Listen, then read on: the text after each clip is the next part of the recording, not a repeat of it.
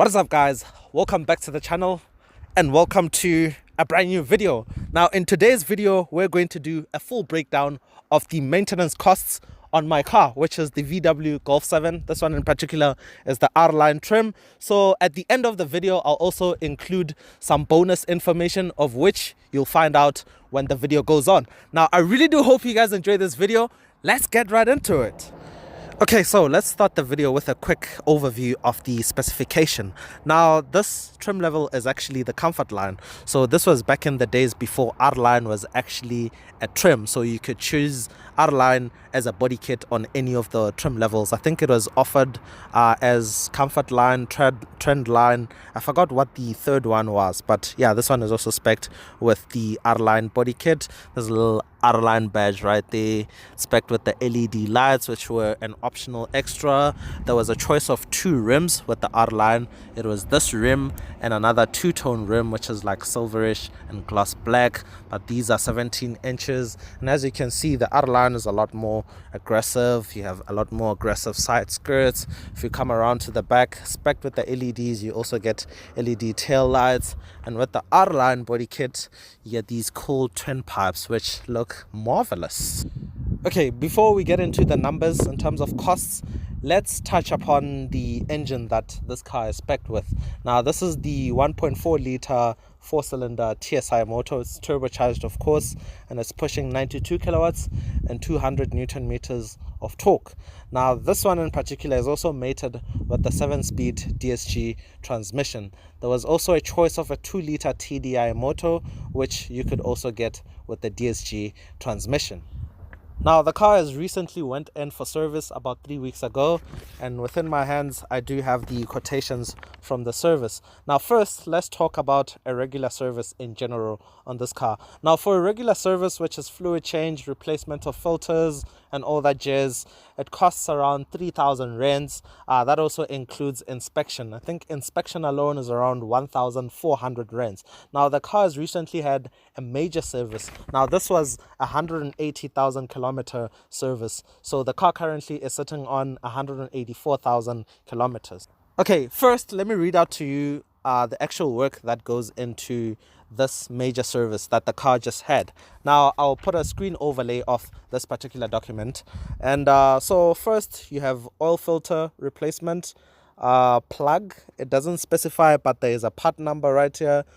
There's something called special G, air filter, OD filter, spark plug, and ribbed belt. So that's pretty much all the work that was done with this major service. Now, the total cost of this service was 6,944 rands.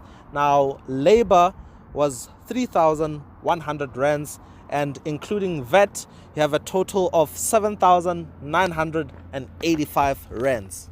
So the story, if we can call it one, gets even more interesting. Now, instead of me paying that pretty much 8,000 rands in total, I actually bought a service plan.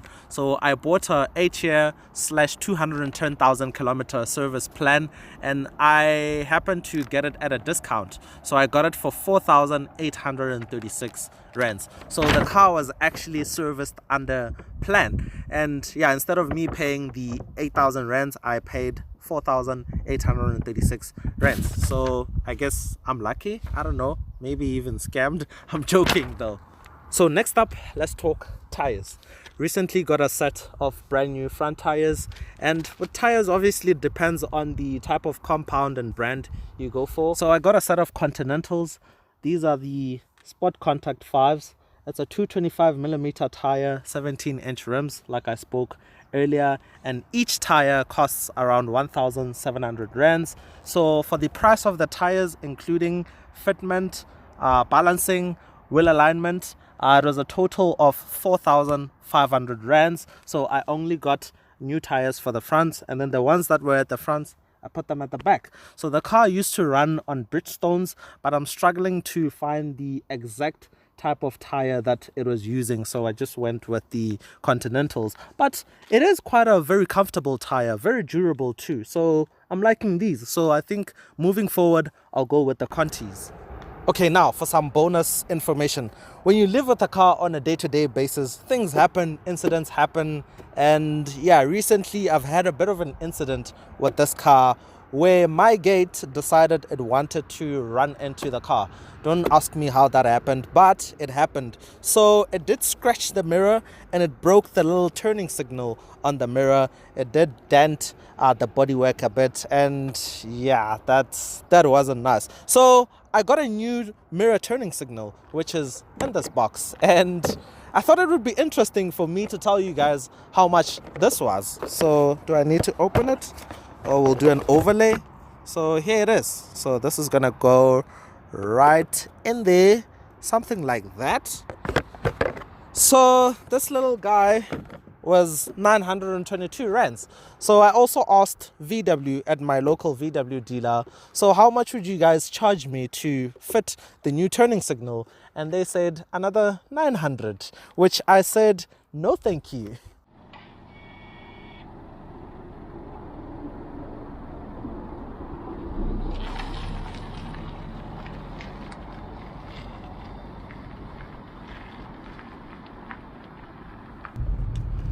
So guys, in conclusion, I'll leave you guys with how much I'm paying for insurance and stuff.